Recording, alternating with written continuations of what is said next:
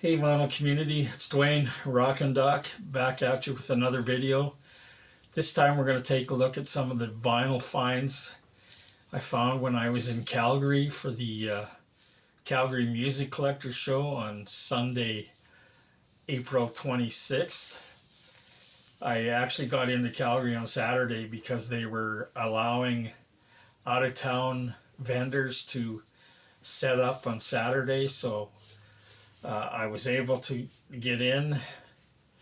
Took a little longer to get there than I thought. The roads coming out of Lloydminster weren't that great that day, but it's kind of sketchy all the way from Lloydminster to Edmonton, which is the first 3 hours of the drive.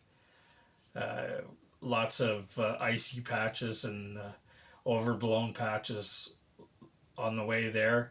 But once we got to Edmonton, the highway to down to Calgary from Edmonton was in really good shape. So we did all right there. We got into Calgary, I think it was about 3 o'clock in the afternoon, because it's like a 6.5, 7 hour drive from Lloydminster. Got our stuff all set up, and then I wanted to try and hit a record store or two, but actually we didn't have much time. So spoke to one of the fellows that actually puts on the Calgary show. He owns a record store in Calgary called Melodia Records, and I asked him about he has another location that I haven't ever been to called Hot Wax, and I asked him, I've only got time to go to one, tell me which one I should go to, Hot Wax or Melodia, which has a better selection that I'd be into. And he suggested I go to Hot Wax, so we went there. It was only about, I think, 10 or 15 minutes away. Unfortunately, by the time we got there, after we set up and everything, we had less than an hour to look through the store. So right away I hit the used bins, and I found a few things, and I actually surprisingly found a couple of things that I've been looking for. First up, picked up this Uriah Heep, Look at Yourself. This is one of the early pressings that actually has the kind of glossy foil there, so you can look in it and see yourself. The later reissues don't have that. They just have printed gray on the cover. And usually when you see these with the original foil covers, that foil is all scratched as shit. So, but I was lucky to find this one. It's in really great condition. So now I can take that off my list. Also picked up another one that I've been looking for a long time. Jethro Tull, Stand Up. This is their second album from 1969, I believe. This is not an original. This is a reissue from 2010, but I've been looking for an original or one with that actually has the stand-up, the pop-up stand-up. And when you find originals, usually that's gone. Anyways, I finally found one. This is in great shape. It's like near mint. Then also I saw this in the bin. This is Shocking Blue, the Dutch band. This is, I believe this was their second album called At Home. And this is a recent reissue on the Music on Vinyl label. It does a lot of really great reissues of a lot of kind of lesser known stuff. But this is, like I said, I believe this was their second album that came out in '69. And you may recall that they had a huge hit called Venus. And in North America, I guess you'd call them one-hit wonder because that's the only hit they had in North America. But they were hugely popular in the Netherlands and Europe, so they had quite a few more like top 20 hits in those territories. But in North America, they only had the number one, Venus. And the original pressings of this album didn't have Venus on it. Uh, I'm not sure whether Venus was like a singles track, but the later issues like this one have Venus on it, and it also has 4 bonus tracks.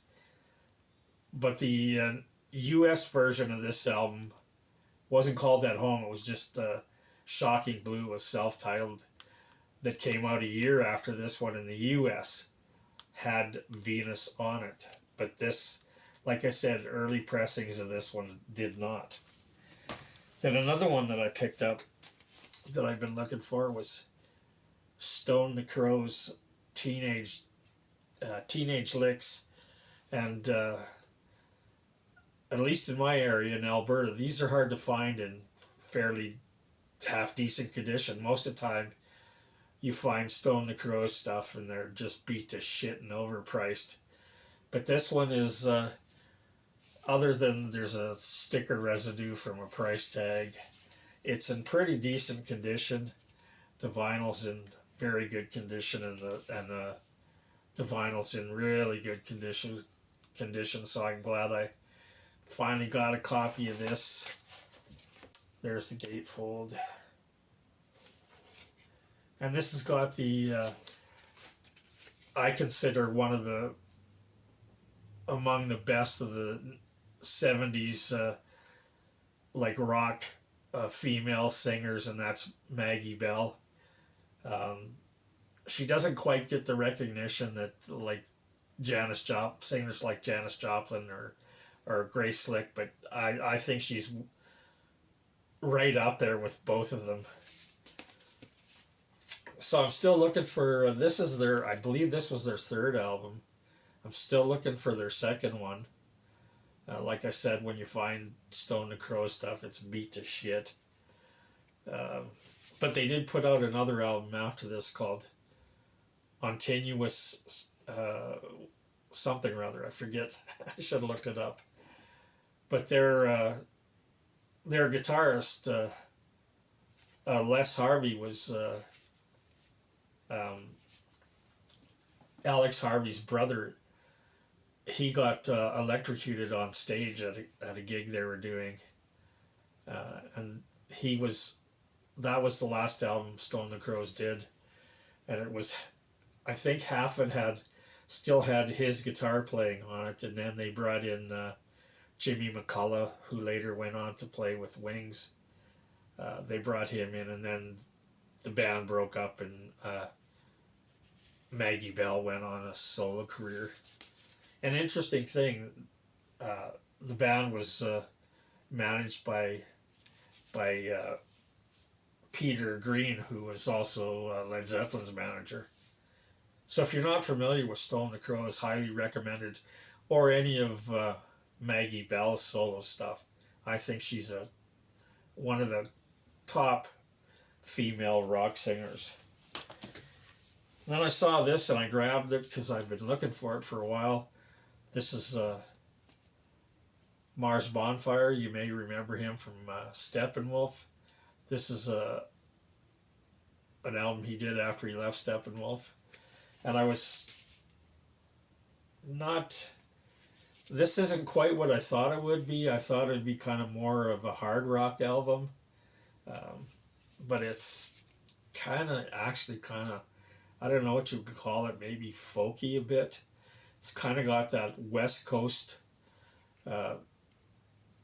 sound from the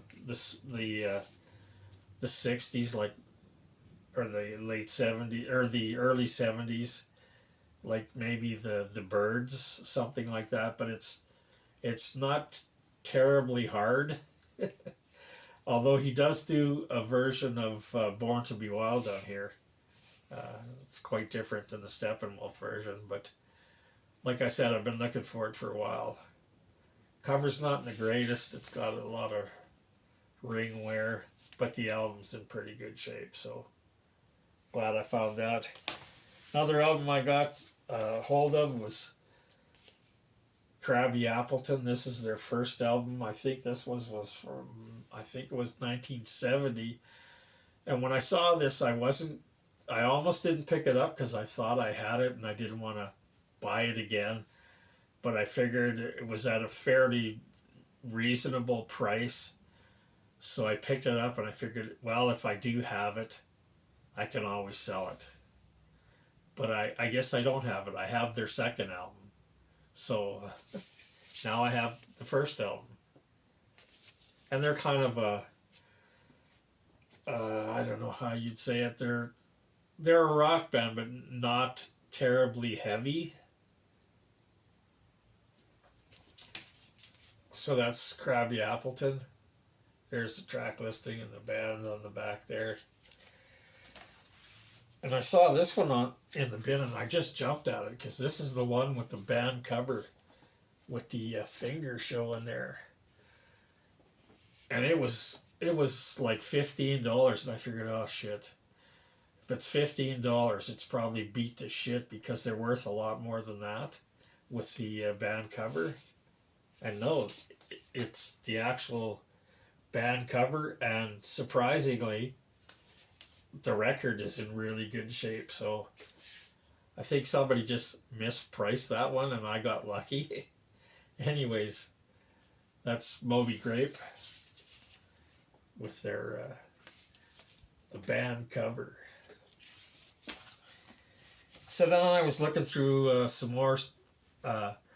I came to some cheap stuff. Got this one because it was cheap. It was $10. The original cast, they're a band from Canada from the late 60s, early 70s. And I picked this up solely for the fact, for the song One Tin Soldier. And most people might remember that song from the Billy Jack movie. It was kind of the theme song.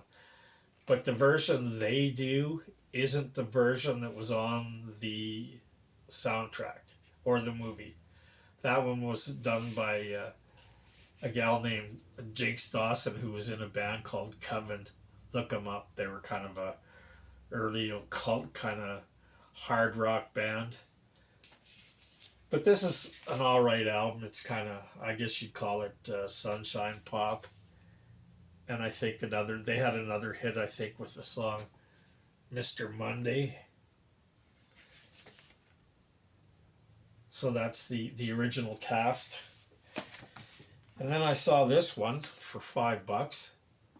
And it's one I'm missing. And this one's in pretty decent shape for being $5. Cover's in really good shape. This is Jefferson Airplane Volunteers. It's one of their early ones that I don't have. And the vinyl's in really good shape. So there's another Jefferson Airplane album that I don't need to look for anymore. Got this one also because it was $5. Not terribly familiar with this band. Brian Auger's Oblivion Express, and this is recorded live at Whiskey in Hollywood. And I figured, what the hell, for $5 I'll take a chance. See if I like it. And it's I don't know, are they a jazz band? Anybody out there know for sure?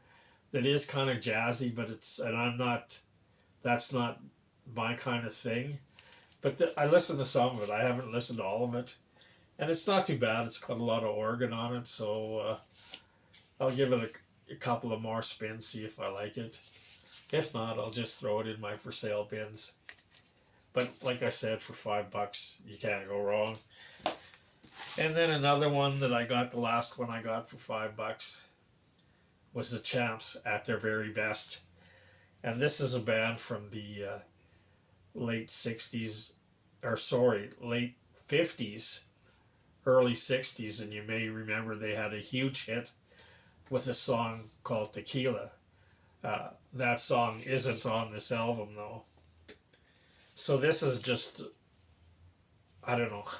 I'm not that familiar with the Champs, so I don't know if this is some of their best tracks, but they're kind of a 50s rock and roll, rockabilly slash surf instrumental band. And like I said, grab this one, $5, and it's still in really good shape. This is a Canadian pressing. I believe it's in mono. So there you have it, the Champs. And then there's a little advertising for other records on the label. Anyways, that was, like I said, we only had, when we got in there, we only had like less than an hour to look through it. And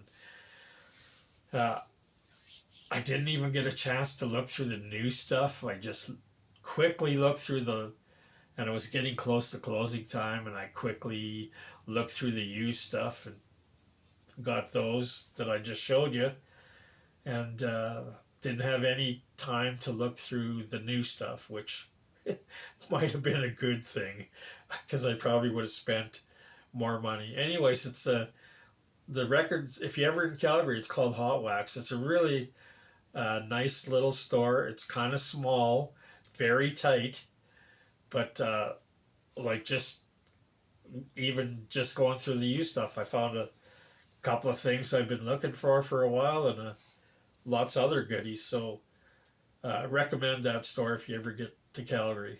And I'm hoping someday to get back there when I'm not in a rush, where I can take some time and stop at a few record stores and take my time looking around. Anyways, that's it for this video. I'm hopefully in the next couple of days, I'm gonna do a video showing you what I actually got from the other vendors at the Calgary Music Collectors Show. Hopefully I'll have that done right away and posted shortly after you see this one. Anyways, as usual, if you like what you saw and you're not a subscriber, please subscribe, hit the like button, hit the notification bell. That way you'll know when I do another video. And that's it for this time. Hopefully you're going to see another video within the next couple of days. That's if I get it done. But keep an eye out for it. That's the Calgary Music Collectors Show goodies that I got when I was there from other vendors. Anyways, till then, stay safe, stay healthy, and we'll see you again next time.